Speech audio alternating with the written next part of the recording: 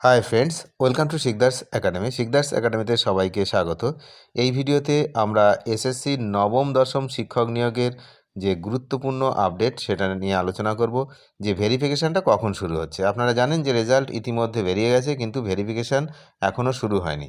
যদিও চলতি মাসের 26শে ডিসেম্বর থেকে এই ভেরিফিকেশান শুরু হওয়ার কথা ছিল, কিন্তু এই মুহূর্তে যেটা জানা যাচ্ছে যে 26শে ডিসেম্বর থেকে শুরু হবে না। তার কারণ এই যে ওয়েবসাইট, সেই ওয়েবসাইটে কিছু কাজ চলছে। সরকারি যে স্কুল সার্ভিস কমিশনের যে ওয়েবসাইট, সেখানে কিছু কাজ চলছে, যান্ত্রিক ত্রুটি রয়েছে, সেগুলো মেরামত করবে। তারপরে কিন্তু ভেরিফিকেশান শুরু হবে। তাও কি না, এই ডিসেম্বরের মধ্যেই ভেরিফিকেশান শেষ করবে এমনটাই কিন্তু জানা যাচ্ছে। সেটা কতটা সম্ভব সেটা কিন্তু সময়ই বলবে। তবে 2026 সাল শুরু হওয়ার আগেই কিন্তু এই প্রক্রিয়া সম্পন্ন করবে বলেই এসএসসি জানাচ্ছে। ফলে অনেকটাই স্বস্তির নিঃশ্বাস ফেলছেন হবু শিক্ষক শিক্ষিকারা। কিন্তু যতদিন না পর্যন্ত এই ভেরিফিকেশান কমপ্লিট হচ্ছে ততদিন কিন্তু কোনো বিশ্বাস নেই। তার কারণ এই সরকারি ওয়েবসাইট আজ ঠিক কাল আবার বিগড়ে যায়। তো কখন কি হয় আপনারা জানেন। যারা ইতিমধ্যে WBCS পরীক্ষার ফর্ম ফিল আপ করেছেন তারা তো হাড়ে হাড়ে টের পেয়েছেন যে সরকারি ওয়েবসাইট কাকে বলে।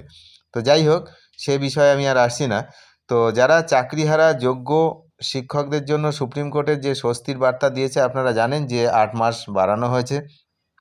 31শে আগস্ট 2026 পর্যন্ত বেতন সহ তাদের চাকরি চালিয়ে যেতে পারবেন। তো নবম দশম এবং একাদশ দ্বাদশ শ্রেণীতে শিক্ষক নিয়োগের সময়সীমা এটা বাড়ানো হয়েছে। কিন্তু একই সঙ্গে পাশাপাশি আরও দুটো ক্যাটাগরি ছিল যাদের চাকরি চলে গেছিলো। আপনাদের নিশ্চয়ই মনে থাকবে, ভোলার কথা নয়। সেটা হচ্ছে গ্রুপ সি এবং গ্রুপ ডি, অর্থাৎ যারা হচ্ছে non teaching staff. School service কমিশনের ছিল স্কুলে যারা নন টিচিং স্টাফ। তো তাদের কথা কি হলো কেউ বলতে পারছে না এই মুহূর্তে। তার কারণ তাদের না হচ্ছে এই যে যোগ্য অযোগ্য সেটাকে, যেহেতু অযোগ্যদের লিস্ট এসএসসি দিয়েছে, তাহলে যোগ্যদের কোনো সুরাহা কিন্তু কোনো কোর্টের পক্ষ থেকে কিছু করা হয়নি এখনো পর্যন্ত। তো তাদের চাকরি নেই। আর চাকরি আছে হচ্ছে শুধু যারা হচ্ছে নবম দশম এবং একাদশ দ্বাদশের শিক্ষকগণ, শিক্ষক শিক্ষিকা, তাদের চাকরিটা রয়েছে। তাদের আবার 31শে ডিসেম্বর পর্যন্ত বাড়ানো হয়েছে। যেটা 31শে ডিসেম্বর নয়, 31শে ডিসেম্বর পর্যন্ত ছিল, বাড়ানো হয়েছে 31শে আগস্ট পর্যন্ত পরের বছর। তো কিন্তু গ্রুপ সি গ্রুপ ডির কথা কেউ মনে রাখেনি। যাই হোক, তো শোনা যাচ্ছে যে নতুন পরীক্ষা হবে গ্রুপ সি এবং ডি এর, সেটা ফেব্রুয়ারিতে হবে এমনটা শোনা যাচ্ছে। কিন্তু আপনারা জানেন যে ভোট এসে যাচ্ছে। তার মধ্যে ভোটের যদি শুরু হয়ে যায় কাজকর্ম, তাহলে এই সমস্ত নিয়োগ প্রক্রিয়া কোন দিকে যাবে কিছু বলা যাচ্ছে না। যদিও আগে থেকে শুরু হওয়া নিয়োগ প্রক্রিয়া বন্ধ হয় না, এখন সবই সময় বলবে যে কি হবে। তবে এই যে নবম দশম, তাদের কিন্তু ভেরিফিকেশান শুরু হওয়ার কথা থাকলেও এখনও শুরু হয়নি, সেটা কিন্তু শুরু হবে।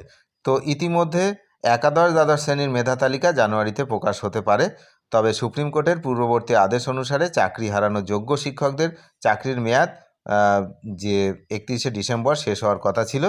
তো জানুয়ারি থেকে যদি তারা স্কুলে যাওয়া বন্ধ করে দেন, তাহলে বিভিন্ন সরকারি স্কুলে এই কার্যত ভেঙে পড়তো পঠন পাঠন। তো সেই জন্যই কিন্তু এই 8 মাস বৃদ্ধি করেছে সুপ্রিম কোর্ট, এমনটাই কিন্তু জানা যাচ্ছে। তবে সুপ্রিম কোর্ট আবেদনটি গ্রহণ করে কিন্তু সময়সীমাটা বৃদ্ধি করেছে সব দিক বিবেচনা করে, এমনটাই কিন্তু আমরা এখনও পর্যন্ত দেখতে পাচ্ছি। কারণ বুঝতেই পেরেছে যে রাজ্য সরকারের পক্ষে এই চলতি বছর অর্থাৎ 2025-এর 31শে ডিসেম্বরের মধ্যে এই সমস্ত কাজকর্ম করা, সমস্ত নিয়োগ প্রক্রিয়া সম্পন্ন করা কার্যতই অসম্ভব। এটা বুঝতে পেরেই তারপরে কিন্তু এই 8 মাস বৃদ্ধি করা হয়েছে। এখন দেখা যাক কি হয় আগামী দিনে, সেদিকে তো আমরা নজর রাখছি। আপনারাও নজর রাখবেন। চ্যানেলে যারা নতুন তারা নিয়মিত আপডেট পেতে অবশ্যই চ্যানেলটিকে সাবস্ক্রাইব করে সঙ্গে থাকবেন। ধন্যবাদ।